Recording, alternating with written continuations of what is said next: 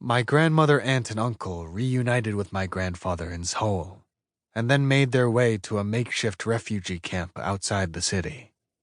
They weren't alone. In the years before and during the war, 10% of the entire population of North Korea, roughly 1 million people, escaped to the south. They formed their own refugee communities outside of mainstream South Korean society, which regarded them with general suspicion.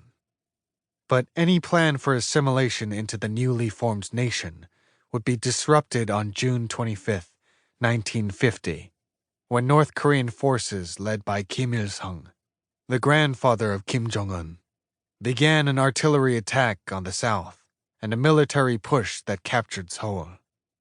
2 weeks before my mother was born, General MacArthur, who was in charge of the American troops, launched an amphibious attack at Incheon and pushed quickly up to Seoul.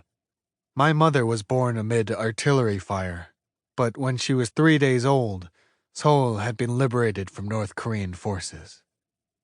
Nobody on my mother's side of the family has anything to say about the war. They are either dead somewhere in North Korea or in the United States. My grandmother never spoke of what happened during those years, and my mother was too young to remember. They knew that 2 million people died. My uncle died of typhus during the war, but nobody talked about that either. All they said was that when he died, my grandfather wrapped his body in a blanket and disappeared for 3 days. He apparently told my grandmother where he buried the body only when he was in his 60s, hobbled from diabetes and near death himself. The men in their refugee village went into the forests, chopped down wood, and burned it to make charcoal to sell. My mother says she can recall the image of a man covered in soot, standing in the entryway to their shack, but she isn't sure if this is a real memory or her mind's struggle to make visual sense out of whatever her own mother had let slip about those years. This is not uncommon, of course, but I mention it only because if I wanted to tell my daughter that all this death, her great-uncle and all the hundreds of friends and relatives left behind in the North, was her inheritance, I would have to look at a history book. After the war, my mother's family moved to Seoul, where my grandfather found work as a scavenger. Every morning he would go to the U.S. Army base in Itaewon, find discarded surplus, load it up on a cart, and sell it on the streets.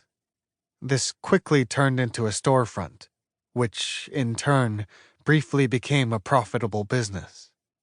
I never really knew him, but looking at photos, I can see he had dark skin, which explains, I suppose, how my sister and I turned out to be several shades darker than our parents. On July 27, 1953, the war ended with an armistice agreement that established the demilitarized zone on the 38th parallel. It would take decades for my grandparents to realize that they would never see their friends and family again.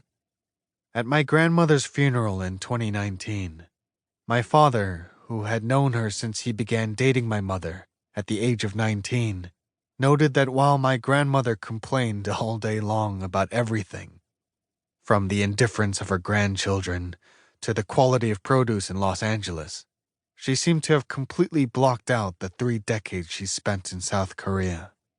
The years between fleeing the North and moving to Los Angeles had effectively been erased. My mother and the 4 siblings who were born during and directly after the war have no idea how their own mother felt about the family's uprooting and brief fortune. But they all deal with adversity in a similarly pragmatic way. Problems are just things to be solved. Trauma was an abstract concept that reflected a weakness of will.